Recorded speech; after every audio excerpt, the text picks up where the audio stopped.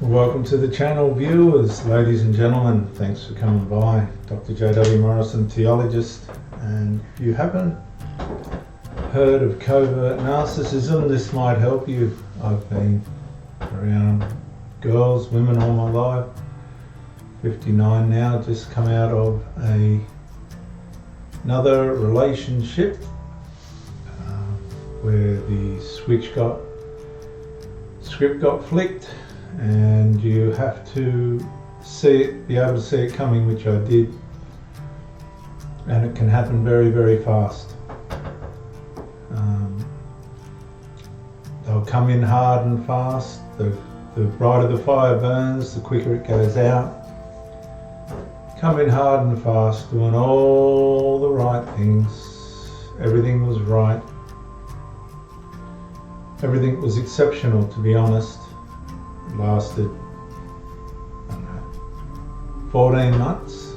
There was a few signs, a couple little check breakups to see which way the other person was going to go, and it eventually culminated in the final breakup, which was the result of the deterioration in intimacy and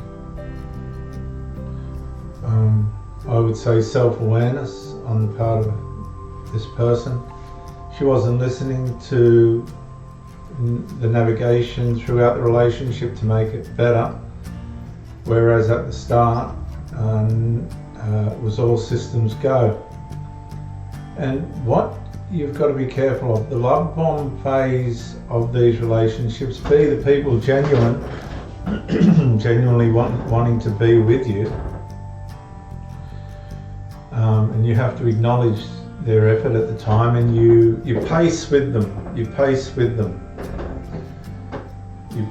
them, and you keep yourself in order, and you observe and watch, and you applaud, and you commend, and you thank and praise as you go along. You compliment how well dressed they are, what their hair looks like, tell them how lovely they look. You go along with it. Thank them for what they do as you go. Praise them. Let them do whatever they want to do. Just watch, encourage, stand by, do your thing, stay on your purpose. Just watch and encourage as they go along. And then all of a sudden, there's going to be a shit test. And this is where they're testing how emotionally cognitive you are. And it's all a matrix. Look, I've seen this so many times. It must be a spiritual matrix that works within the nature of men and women that aren't aware that they're doing it, because they generally want the relationship, right, at that time. But what happens is, it works in conjunction with the love bomb phase. Intimately, they're being filled up, right? The cup's being filled. And for a lot of these people that I've met, a lot of these people have had men that haven't been able to intimately culturalize these people into a healthy, sustainable, maintainable, intimate life. A lot of these people have been ignorant. I've had a couple that haven't been. They've been quite the opposite. They've been quite aggressive intimately. Not challenging, but just aggressive and persistent. And in those cases, it was the intimacy that actually wore them out, brought them into the devalue, disintegration, discard stage. But for the others that aren't so intimate, what happens is they get filled up and they don't know where to go from there. They lose their way.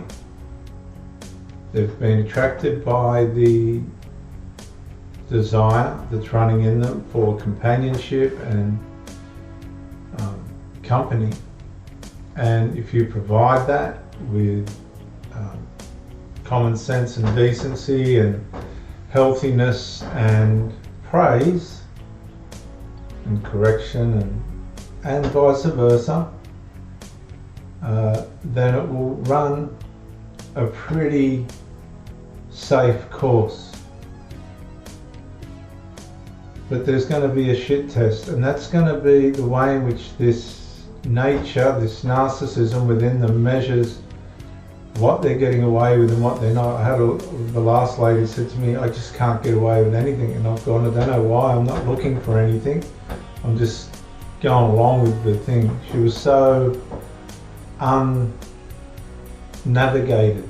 She was just left to her own. They neglected her femininity, they neglected telling her she was beautiful, they neglected her sexually. She was not treated well. Lovely lady. And I would say you're reculturalizing okay into this relationship, and I do this with all the new relationships, and you always get the yes, yeah, going good, yeah, no problem, and everything seems to work, and intimately in that as well. Everybody's getting on, eating, cleaning, feeding each other, but you'll get the shit test. And the shit test is the way in which their sinful, evil nature, the narcissistic nature, determines what it's getting away with at that time. And you have to be emotionally aware of this happening, because if you miss it, it's going to accelerate the devaluation phase, because this person will begin to sabotage their commitment to the relationship. Because once a person's filled intimately and they're not sure what to do with themselves after that, they start to become, what's that word? When somebody runs away from the army. AWOL. They start to go micro-incrementally AWOL. Now what I've found is you've got to entertain them with motorbike riding, beach, go to the beach, all this other stuff. And I enjoy cuddling and hugging and the company of it all. But once you see the script start to flip, the shit tests start, you know then that it's time to begin to detach, because they've come out of the love bomb phase now, all the running around and nothing matters except the relationship. You think they're going to regulate, but that's not going to happen. What's going to happen is they're going to deteriorate. Now this could take, if you're not on your game, this could take a period of 5 years, 10 years. Some people have stayed with these people for 20 years in hell. They've lived hellish relationships. Only to get to the end of it to realise that they were right 20 years ago, that this person wasn't the person they were supposed to be with. It's too late then. So when the shit tests start, and I usually measure it by attentiveness, you'll see this negligence start to creep in that hasn't been discernible before. And the evil of it is, it's not deliberate. It just sneaks in. You just watch this person starting to disintegrate. And so you start to ask them, ask yourself, what's the motive of this person being here? Because they'll lose the reason why they're there, because they're being filled. They don't know this, but they're intimately filled, satisfied, food, the lot. Some of these people can't sleep. They begin to sleep well, but they don't know what to do after that. They become bored. They become AWOL. They go into opposite directional dysfunction disorder. They begin to work against themselves. So that's at the start, they started to run the race well, but now it's like a broken tooth or a foot out of joint has come over their navigation, the rudder's gone aimless just a bit in the relationship. And if you don't sense this, they'll start to condition you to put up with these inadequacies. Now the person might begin to make distance, and they'll see if you will tolerate that. And if you do, they'll condition you, and then they'll stretch for more distance. And if they get away with that, they'll condition you, and then they'll stretch for more distance until it's gotten so out of order, it's not worth. You start to begin to suffer mentally, because it's hard to turn around a situation that you've allowed, you've given permission to form itself over a duration of time. You've given permission to it. And to all of a sudden try and change that, that's going to come with conflict that will temporarily be resolved. They'll temporarily resolve things to keep things on track, but you'll notice the evil conditioning will continue.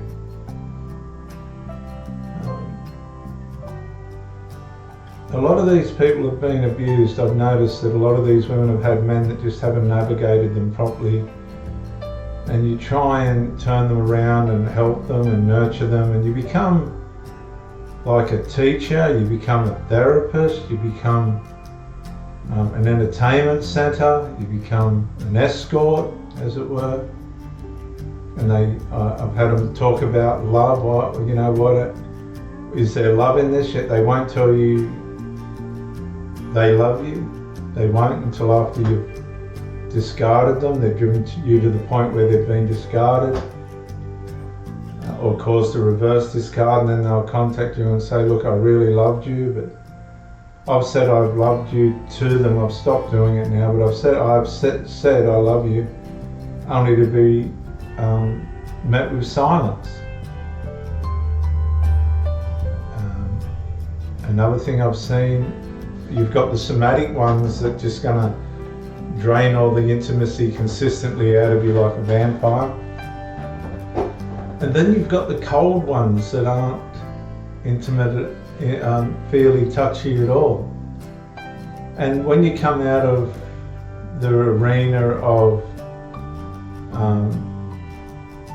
heavy intimacy to the sedate arena of give, take, care and share with elements of intimacy, then that can be a relief. And you think, well, I've finally got someone that,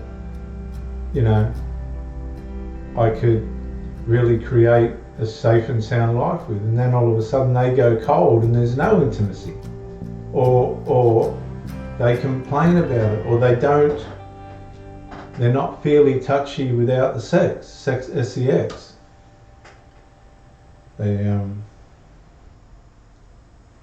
And then they fade. And when you confront these people and you discard them and you try and do a post-mortem, they'll message, or I'll message to letter of consolation or something. The whole communication that they were sharing with you at the time you were in the relationship switches. And they tell you all these, they love you, but all the things that they were doing on the inside throughout the relationship that was sabotaging it. And that's hard to comprehend because it's not transparent. You can't navigate a relationship with somebody that's not being transparent. And what happens is things start to deteriorate. You start to see a completely different person without the purpose that they had at the start.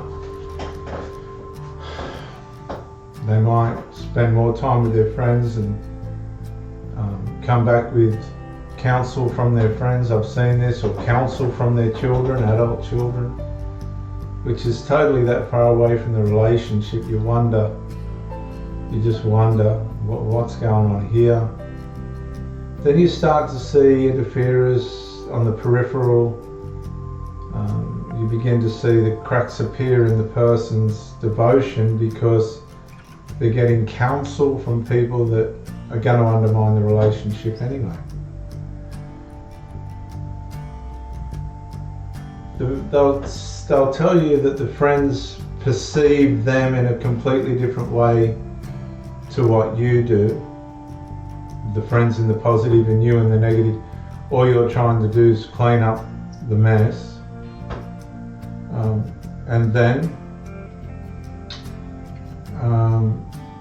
you might ask the question, well, are you doing these things to your friends that you're doing to me? But they're not, because if they were, they wouldn't have any friends, just like they're not going to have a partner.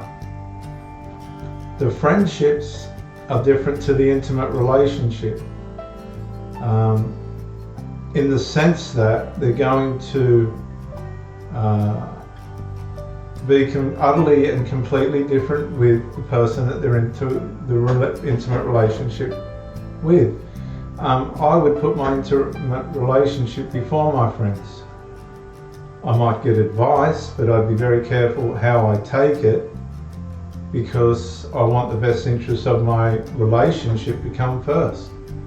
But a lot of these people, I've had delusional adult children, completely delusional, and the woman's been there, and they've thrust a sword into the relationship, and she's never been able to take it out, until I got tired of it all and thought to myself, there's absolutely no resolve here. It's starting to become a headache, and once I start to sense the fog that they bring, I ask them to leave. And then you get the truth. The truth comes out. Well, why didn't you? Well, it was never my problem.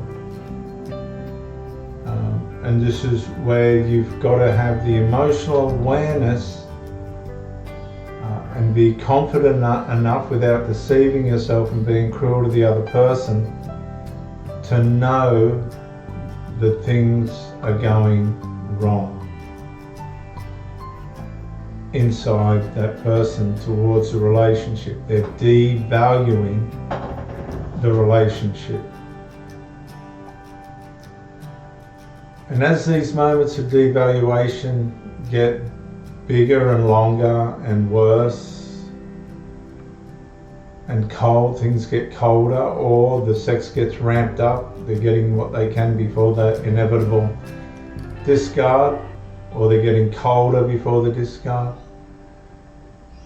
You have to be aware, so that when the discard comes, you're not here, you're here.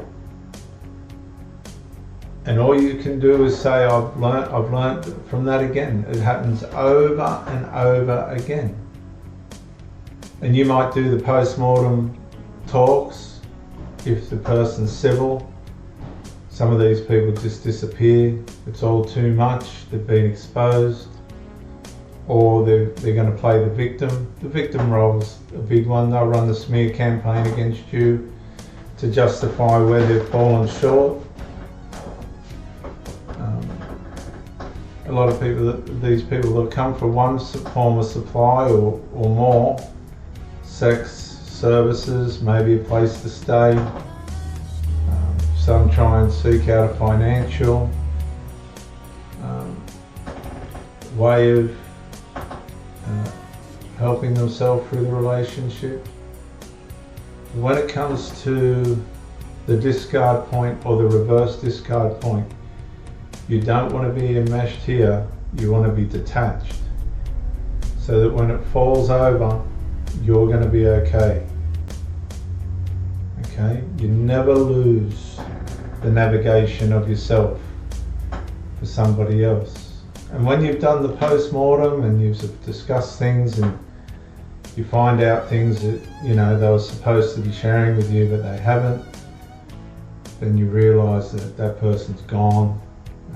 the narcissism or the sinful nature has taken them away, and you just have to say to yourself, I've got to move on, and I can't go back. What I've found is a lot of the advice is have hobbies and give yourself time to heal, and that's all good, but you should be in that place before this happens. If you're aware, intimately aware, emotionally aware, relationship aware, you can come out of these narcissistic situations pretty well unscathed. Go through your healing phase, learn everything you can from it, realize that it's a part of life. It's not, don't be too hard on yourself. If you've done the right thing, make sure you've done the right thing. They're going to attack your masculinity or femininity emotionally. If they can't get you emotionally, they'll try and get you physically, and vice versa. But be aware, learn, and never, ever, ever, for the benefit of that person and yourself, go back.